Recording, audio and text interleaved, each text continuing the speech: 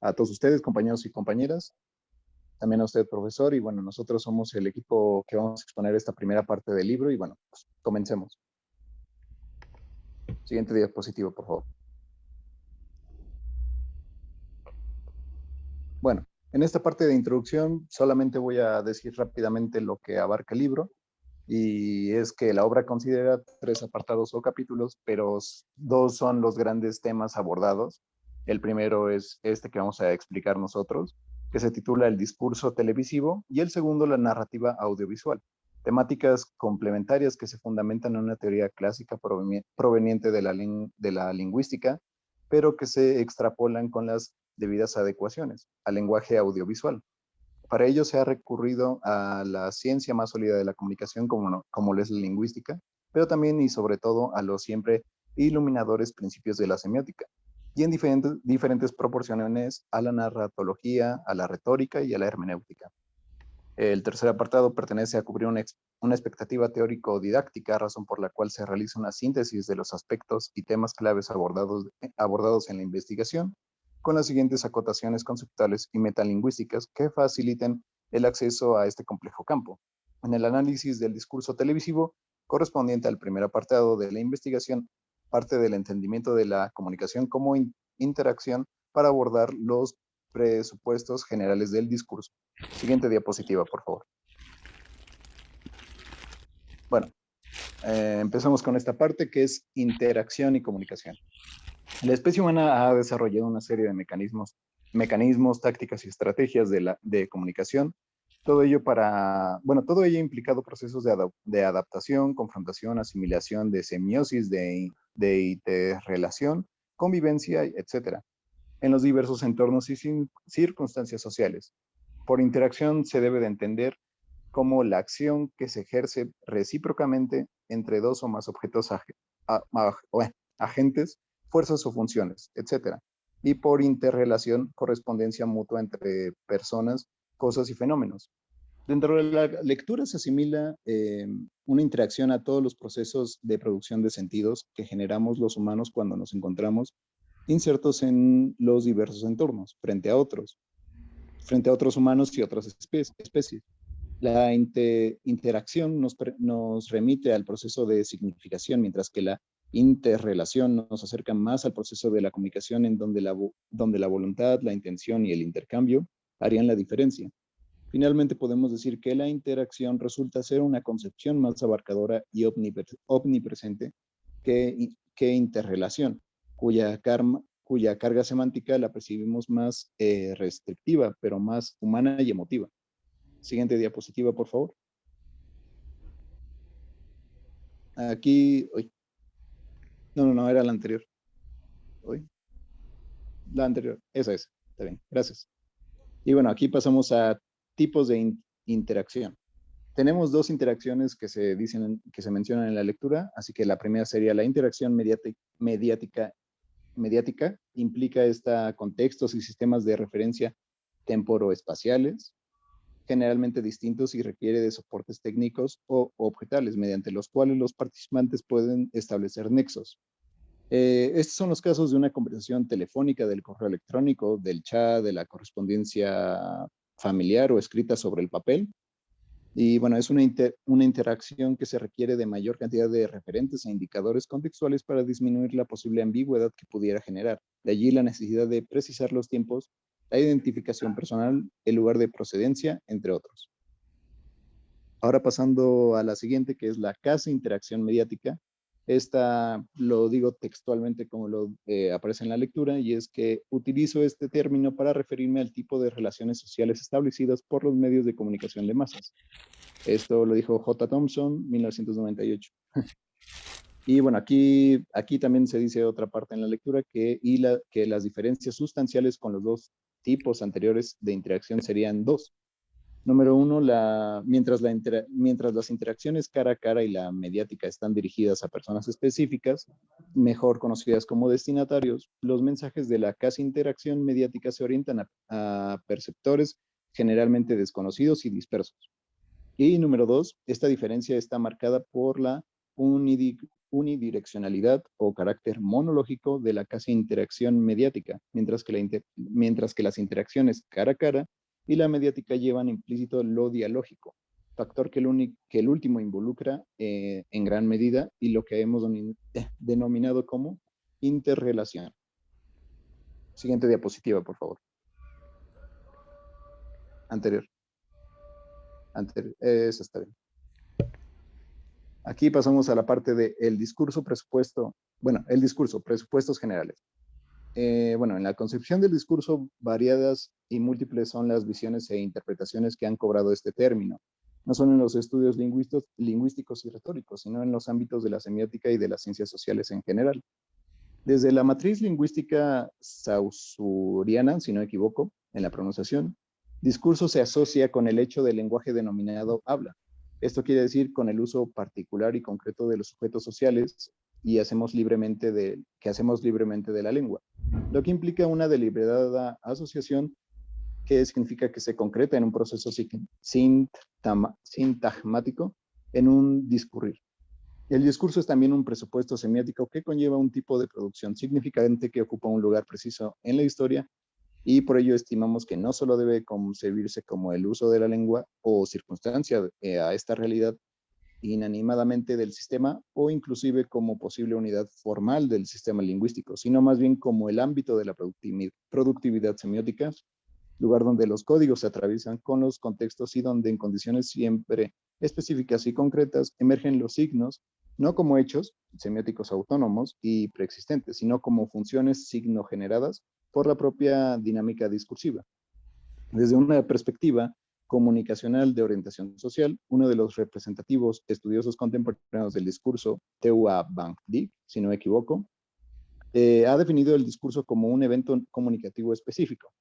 En definitiva, desde un enfoque del discurso que rebase la restricción de la comunidad verbal, deberíamos convenir que el discurso, en su aceptación socioemiótica más amplia, implica una producción simbólica y significa que se genera, produce, circula y se consume en contextos y tiempos concretos, posibilitada por la interacción e interrelación de los sujetos en sus dinámicas socioculturales con la base de varios sistemas semióticos, recursos y procedimientos. Los dominios multidisciplinarios del discurso trascienden los ámbitos ante los aludidos. Pasamos a la siguiente diapositiva y con mi siguiente compañero. Sí, claro. Si me escucho mal o en algún momento me corto, me avisan, por favor. Antes de comprender el discurso televisivo, es importante comprender la teoría general de la enunciación. Y el referente teórico y principal de la teoría de la enunciación es el lingüista francés Émile Benveniste, que falleció en el año de 1976. Pero desde los años 60, Benveniste tenía la inquietud de recuperar al sujeto y de todas sus circunstancias donde se escribían en el discurso. La que sigue, por favor. Pereira, en este texto, recupera una cita de Benveniste que textualmente dice: la enunciación es poner a funcionar la lengua por un acto individual de utilización. El discurso se dirá que es producido cada vez que se habla. Esa manifestación de la enunciación no es sencillamente el habla. Hay que atender a la condición específica de la enunciación, que es el acto mismo de producir un enunciado y no el texto del enunciado, lo que es nuestro objeto. Este acto se debe al locutor que moviliza la lengua por su cuenta. La relación entre el locutor y la lengua determina los caracteres lingüísticos de la enunciación. La enunciación, entonces, supone la conversión individual de la lengua en discurso. En la enunciación consideramos sucesivamente el acto mismo, las situaciones donde se realiza, los instrumentos que lo consuman. Entonces, se da paso a una nueva concepción, al paso de la trascendencia discursiva. La que sigue, por favor. Entonces, ¿qué nos dice Benveniste? ya no es el sistema al que hay que describir, sino que es importante dar cuenta de cómo se producen los sentidos, en qué sentido, en qué circunstancias, el cuándo, con qué medios o instrumentos, para y con quiénes. Y esto hace referencia al acto de producir un enunciado, la enunciación en sí. Eh, ya que esto nos inserta en un escenario más amplio y más cercano a la subjetividad y a la misma intersubjetividad, a los efectos de la comunicación, a la diversidad extra y contextual. Pereira nos dice que en definitiva nos instala en el mismo discurso, cuyas significaciones nos proyectan a nuevas opciones teórico-metodológicas. La que sigue, por favor. Entonces, a partir de estos nuevos presupuestos de la enunciación, nos encontramos con Greimas, que en su diccionario le da a la enunciación dos acepciones. La primera nos dice que el concepto de enunciación tenderá a aproximarse al acto del lenguaje, considerando siempre la singularidad, pero nos da una segunda acepción que dice que la enunciación habrá siempre de concebirse como un componente autónomo de la teoría del lenguaje, como una instancia que prepara el paso de la competencia a la performance, al performance de estas mismas estructuras semióticas. Entonces, este deberá actualizar a las estructuras realizadas bajo la forma del mismo discurso. Para nuestro campo de estudios va a ser importante, entonces, apoyarnos más en la segunda acepción, porque nos dice que es donde mejor nos inscribe nuestro campo de estudio, que es el discurso, y nos insta a definir otras nuevas categorías que van a ser de utilidad en el desarrollo de la comunicación, y nos da las tres, como es el enunciado, la frase y entre otras. La que sigue, por favor. Entonces, a partir de esta acepción, segunda acepción y de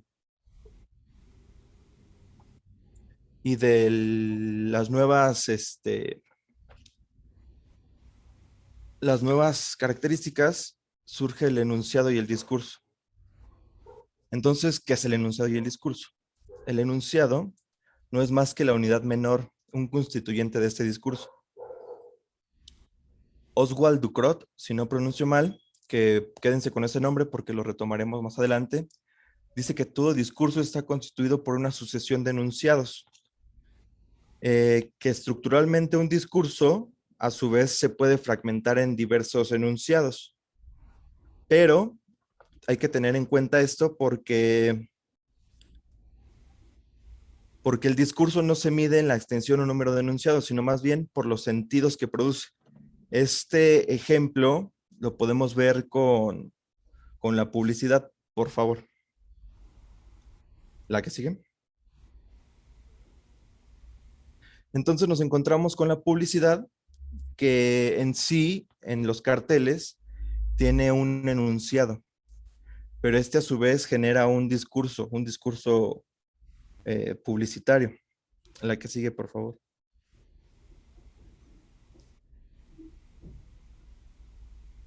Ok, ahora entendamos la diferencia entre el enunciado y la frase. Volvemos a retomar a Ducrot. Ducrot deja bien en claro que el enunciado debe considerarse como una de las múltiples y posibles realizaciones de una frase. Entonces, otra cita que recupera Pereira es que el enunciado es una realidad empírica, es lo que podemos observar cuando escuchamos hablar a la gente. La frase, por el contrario, es una entidad teórica, es una construcción del lingüista que le sirve para explicar la infinidad de enunciados. Esto significa que la frase es algo que no puede ser observado. No oímos, no vemos frases, solamente vemos y oímos enunciados.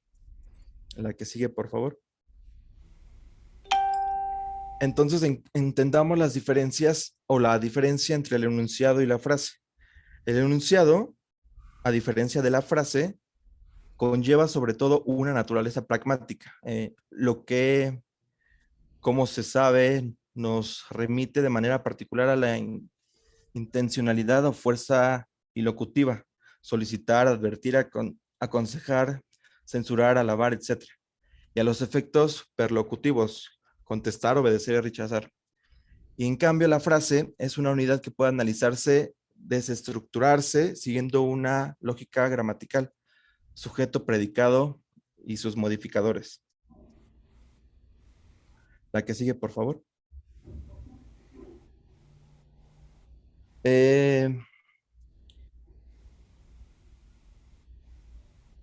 Benveniste da unas categorías en la teoría de la enunciación, que es el enunciador, el enunciatario, el sujeto de la enunciación y el sujeto del enunciado. Citando de nuevo a Greimas, se llamará enunciador al destinador implícito en la enunciación o de la comunicación en este ejemplo, distinguiéndolo así del narrador, equivalente al yo, por ejemplo, que es un actante obtenido por el procedimiento del desembrague e instalado explícitamente en el discurso. Paralelamente, el enunciatario correspondrá al destinatario implícito en la enunciación, que a diferencia del narratario, por ejemplo, el lector comprenderá que reconocible como tal en el enunciado. Así, entendido, el enunciatario no es solamente el destinatario de la comunicación, sino también el productor del discurso. Al ser la lectura un acto del lenguaje, un acto de la significación, muy similar a la producción. El término sujeto de la enunciación, empleado a menudo como sinónimo del enunciador, abarca las dos posibles actantes de la primera del enunciador y del enunciatario. La que sigue, por favor. Llegamos a otro campo, que es de la teoría de la comunicación a la polifonía y argumentación lingüística. La que sigue, por favor.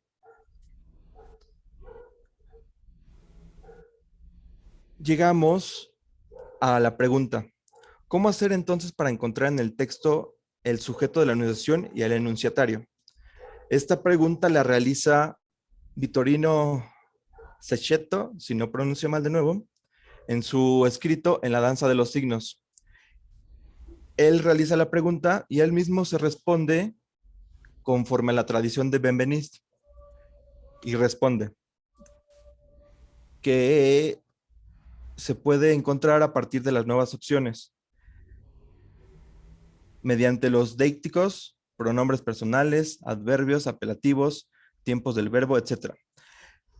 Vamos ahora a los audiovisuales, que en este caso es nuestro campo, que es el discurso televisivo.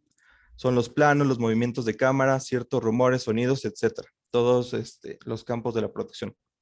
Pero también nos dice que lo podemos encontrar en rasgos modalizantes, es decir, a manera en que el sujeto de la enunciación o del enunciado se hace presente. Por ejemplo, en los modos de que se representa. La que sigue, por favor.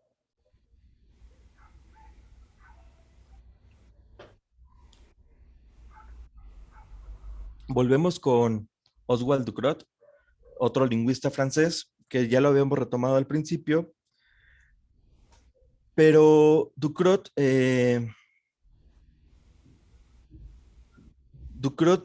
teoriza de nuevo la enunciación, entonces nos da una teoría polifónica de la enunciación, mediante la cual ha demostrado, sobre todo, que en el sentido de la enunciación se hacen presentes diferentes sujetos, diferentes voces, con estatus lingüísticos diferenciados. Ello implica, consecuentemente, que el autor de un enunciado no se expresa de forma directa, sino que a través de al menos tres funciones distintas que el autor francés denomina como el sujeto empírico, el locutor y el enunciador, también se puede dar la enunciación. Es decir, Ducrot nos da tres distintas acepciones a como lo hacía Greimas. La que sigue, por favor. Vamos a definir estas categorías. Lo primero es el sujeto empírico. ¿Cómo define Ducrot al sujeto empírico, lo define como el productor del enunciado, tal cual. Pero aquí tenemos un problema porque Pereira nos da el ejemplo de la televisión con la producción televisiva. No sé si tengan en mente estos reality shows o estos diferentes programas que se hacen en Televisa o en TV Azteca. Yo pensé en algún momento en La Voz o en Hexatlón. Pero entonces, ¿quién es el productor de estos? ¿Es TV Azteca o los dueños de los programas originalmente? Entonces, aquí está el primer elemento interesante para la reflexión, que Pereira dice que Ducrot no le da tanta importancia, pero para nosotros sí es importante. Pereira lo asocia con la fuente principal de estos. Entonces, pensando en un Big Brother, el productor fuente no es Televisa, el productor fuente es Endemol.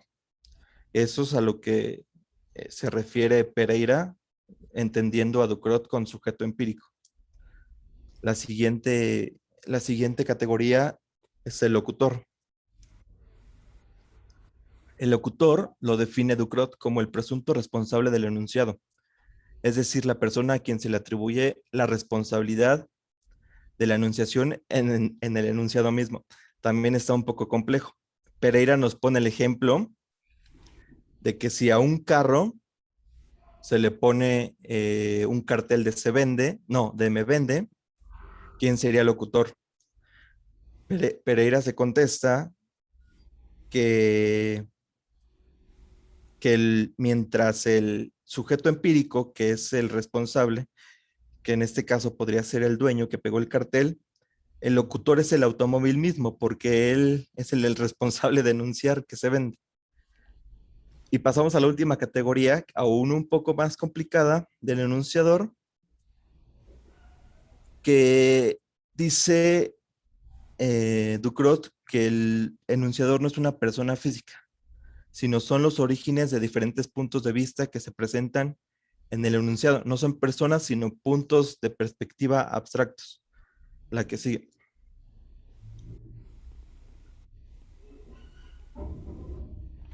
Ducrot da gran potencial al enunciador y nos dice que debemos reconocer el potencial discursivo del enunciador. El enunciador lo pone en el humor y en la negación, y que tiene que cumplir con estos 3 puntos.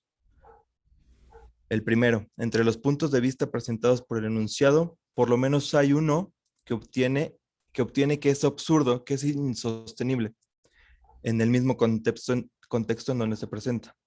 El segundo es el punto de vista absurdo, no es atribuido al locutor. Y el tercero, en el enunciado no se expresa ningún punto de vista opuesto al punto de vista absurdo. No es rectificado por ningún enunciador. Entre los enunciados humorísticos, llamaré irónicos aquellos que el punto de vista absurdo es atribuido a un personaje determinado que se busca ridiculizar. Por eso estos puntos los insertan el humor.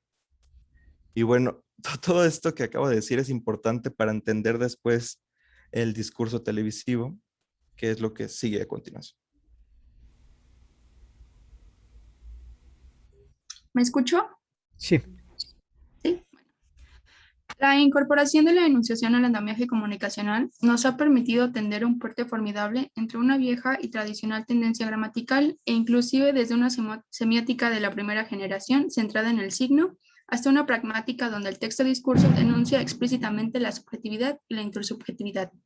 Al mismo tiempo, su incorporación también nos quiere recordar que el lenguaje, nuestro intérprete universal, no solo sirve para representar conceptualmente los entornos, generar nuevas realidades mediante acciones lingüísticas y reafirmarnos como sujetos de pasiones y emociones, sino que además, como menciona Paolo Fabri, en el lenguaje intervienen instancias de enunciación muy variables que, inscritas en los textos, tienen la virtud de transformar los relatos en discursos.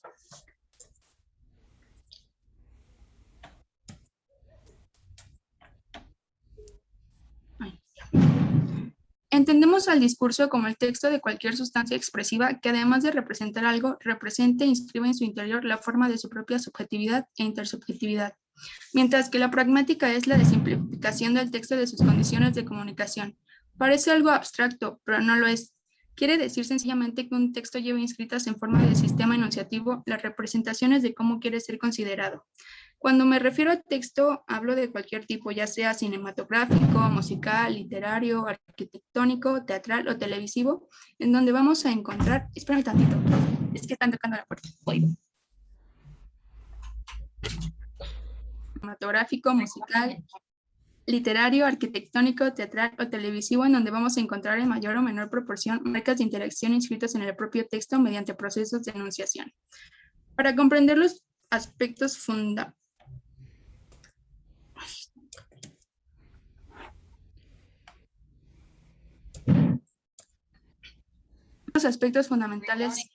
de la enunciación que nos conduzcan al análisis discursivo televisivo, debemos mencionar los planos o formas de enunciación a través de los cuales el producto de la enunciación se concreta. Estas dos formas de enunciación son la discursiva y la histórica. Nomenclatura que generalmente suele conocerse también como discurso y narrativa o narración, o también como discurso y relato. Sin embargo, la mayoría de los textos no presentan formas puras de discurso o de historia, sino que aún prevaleciendo algunas de ellas pasan de una a la otra. Con esto nos referimos que al cambio de nivel de la actitud de comentar a la de narrar o del discurso a la historia se ha llamado debrayaje.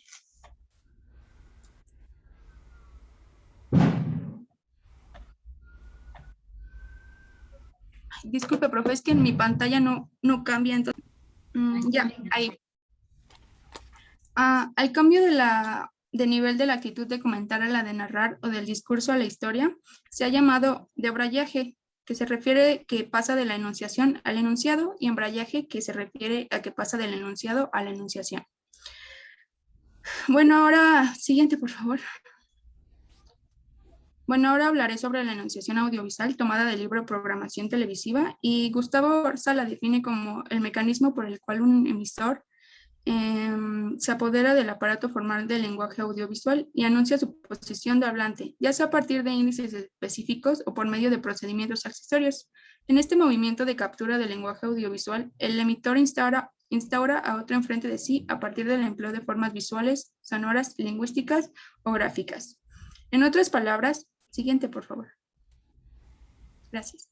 En otras palabras, la enunciación audiovisual es la competencia y potestad que tienen los sujetos que participan en este proceso: enunciadores, enunciatarios, narradores, narratorios, sujetos empíricos o sujetos del enunciado, para apropiarse de las posibilidades semióticas de los lenguajes, recursos, tiempos, espacios, y así producir enunciados que suelen concretarse en textos discursivos cinematográficos, videográficos, televisivos o hipertextuales.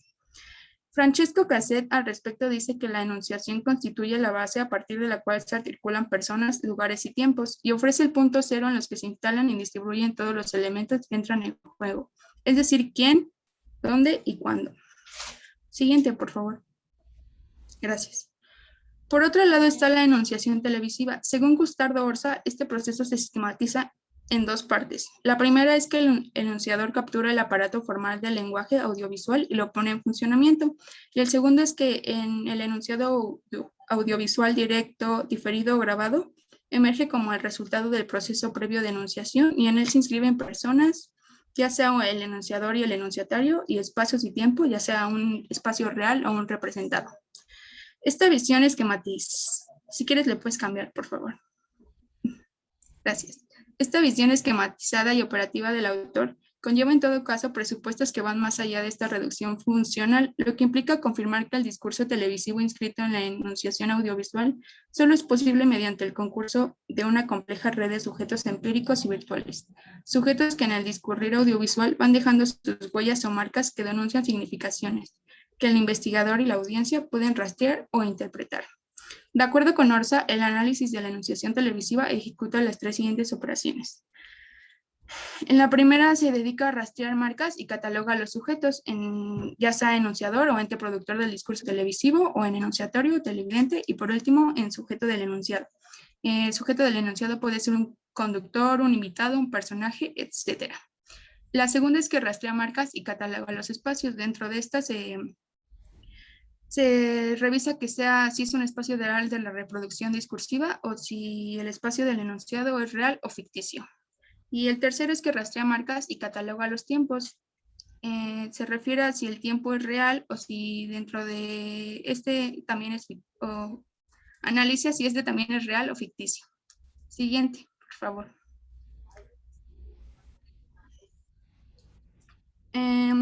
Rescatando las operaciones de la enunciación televisiva que mencioné anteriormente, podemos destacar dos que son las más importantes. Que los pilares sobre los cuales se sostiene y se articula fundamentalmente este proceso enunciativo son los sujetos, personas, personajes, espacios y tiempo.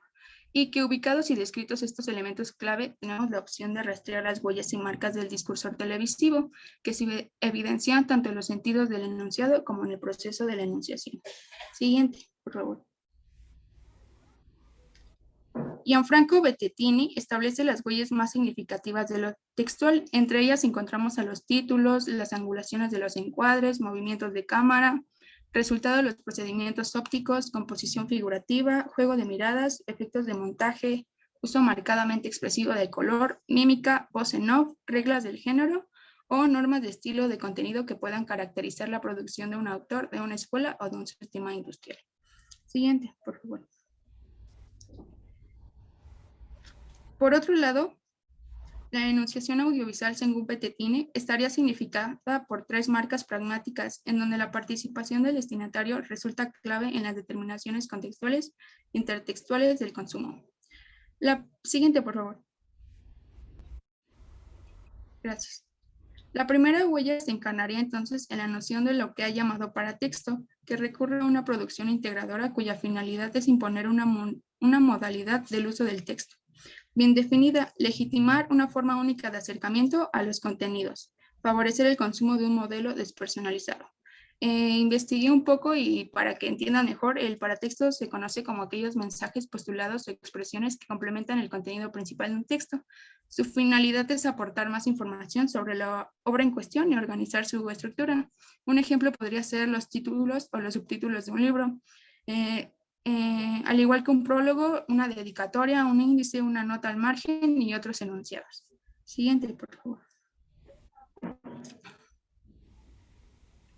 La segunda huella pragmática del contexto se enmarca en la programación diacrónica y sincrónica vertical y horizontal de las estaciones difusoras, cuya organización, según Bettettini, evocaría la noción del palimpsesto.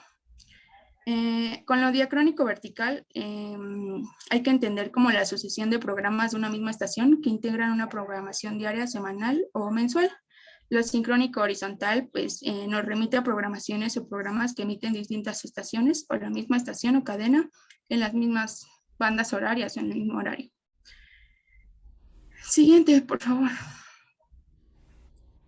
Gracias.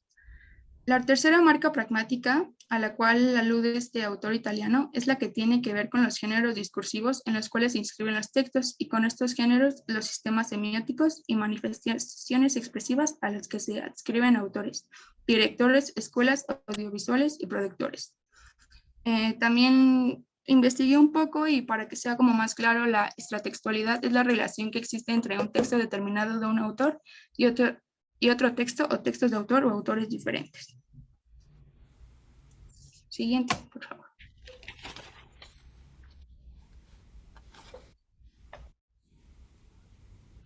Bueno, el discurso televisivo es el resultado de la enunciación televisiva que se expresa o materializa en enunciados, los cuales al expandirse y unirse semióticamente forman el nombre de discurso. Gracias al discurrir de los sujetos en el espacio-tiempo y la apropiación del aparato formal del lenguaje televisivo, estos logran formalizarse y fijarse en constructos semióticos que llamamos textos.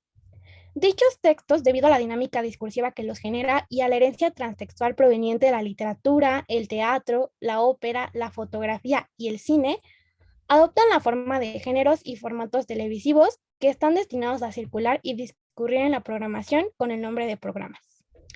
Siguiente diapositiva, por favor. Bueno, el texto es un término que se asimila con mucha frecuencia al discurso, por ello Greimas y Cortes, que se dieron cuenta de esta sinonimia, mencionan que los dos términos texto y discurso pueden ser indiferentemente aplicados para designar el eje sintagmático de las semióticas no lingüísticas, que pueden ser el ritual o un baile como el ballet, los cuales pueden ser considerados como texto o como discurso. Entonces, para ellos la semiótica textual no se distingue en principio de la semiótica discursiva. Y desde una perspectiva semiótica, Alberto Pereira define el texto como cualquier constructo sígnico que se actualiza en el discurso, sin importar las sustancias expresivas con las cuales se haya construido o estructurado. De esta idea se entiende que el texto puede ser una película, una publicidad, una pintura, una sinfonía, una obra de teatro o una poesía. Esto ha presupuesto que el discurso se asimile como el proceso sintagmático, mientras el texto se asimile sobre el eje paradigmático. Y bueno, muchos teóricos homologan estos dos términos, el de discurso y texto, y cuando quieren unir los dos ejes de la comunicación, paradigma y sintagma, recurren al archilexema texto-discurso, construcción morfológica que connota la posición del analista y el observador antes que la del productor. Siguiente diapositiva, por favor. Y bueno, evidentemente hay autores que asumen discurso y texto diferenciadamente, lo cual es importante por su trascendencia conceptual, que resulta clave como objeto de conocimiento, y por sus repercusiones didáctico-operativas. Estas visiones provienen de representantes de dos disciplinas distintas, pero complementarias, que son la semiótica y la hermenéutica. Según Óscar Quesada, un semiótico peruano, lo que tienen en común el texto y el discurso es el sentido, pero lo que los diferencia es su modo de existencia. De ello se desprenden dos conclusiones: que la categoría de texto no solo se aplica a los constructos lingüísticos, sino también a una ceremonia, a una tira cómica, a una obra de teatro o a un desfile. Y que ya no estamos hablando de texto como magnitud o conjuntos significantes, sino de un objeto de conocimiento. De esta manera, el texto queda configurado como el espacio material en el que se manifiesta y desarrolla la significación, siendo este proceso independiente de las diferentes manifestaciones textuales en las que se pueda aparecer. Roland Barthes también sostiene que el discurso es el contenido semiótico del texto, es decir, un proceso semiótico que el sujeto actualiza en el texto real. Y bueno, por lo tanto, los sujetos de la semiótica serían también sujetos contenidos en el texto. Siguiente diapositiva.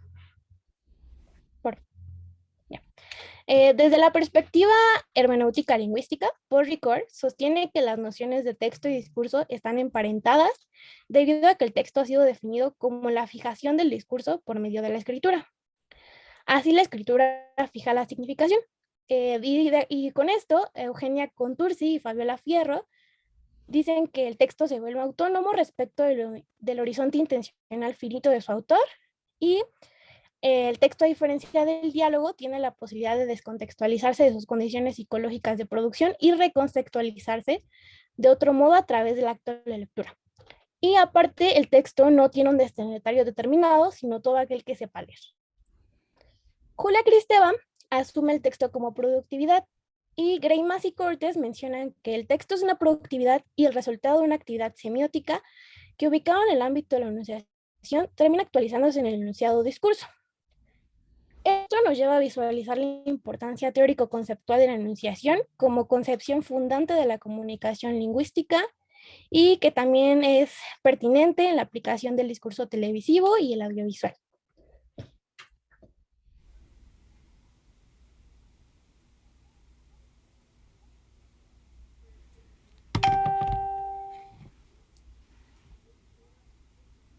Y bueno, eso sería todo por nuestra parte. Sí, gracias.